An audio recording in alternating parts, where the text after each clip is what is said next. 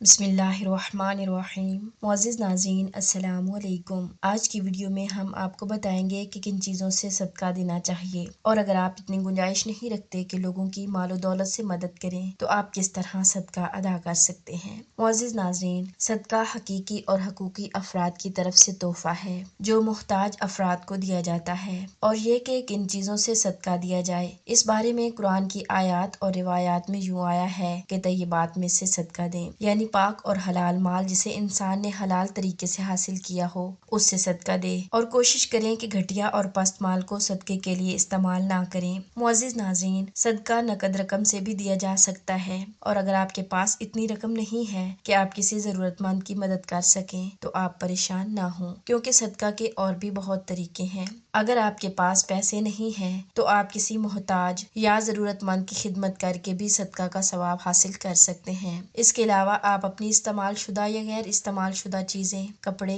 खाने पीने का सामान, खिलौने या दूसरी इंसान दोस्ताना मदद कर सकते हैं। इसके अलावा जिस्मानी मदद जैसे खून अतिया करना या बदन के आज़ा हदिया देना वगैरह ये भी सदका में से है। बस कोशिश करें कि जितनी आपकी गुंजाइश या हस्ती है उसके मुताबिक सदका दे दें, और कोशिश करें कि सदका छुपा कर दें। इस तरह इंसान रियाकारी और दिखावे से दूर होता है और फकीर की इज्जत भी महफूज रहती है, और फकीर अपनी जिल्लत का एहसास नहीं करता, क्योंकि उस सदका का कोई फायदा नहीं जो लोगों को दिखाने के लिए दिया जाए, और छुप कर सदका देने की बहुत ज्यादा फजीलत है। इसी तरह जो माल दौलत आप अपने बीवी बच्चों या खानदान पर खर्च करते हैं वो भी सदका शुमार होता है। रसूल खुदा सल्लल्लाहु अलैहि वसल्लम फरमाते हैं कि हर अच्छाई सदका है, और हर वो चीज जो मोमिन अपने लिए और अपने खानदान के लिए और बीवी के लिए जमा करता है, और हर वो चीज जिससे अपनी इज्जत और आबरू की हिफाजत करता है वो उसके लिए सदका के तौर पर लिखा जाता है। मुअज़्ज़िज़ नाज़रीन, सदका देते वक्त मयाना रवि इख्तियार करनी चाहिए, यानी अगर आपको अल्लाह ने दिया हुआ है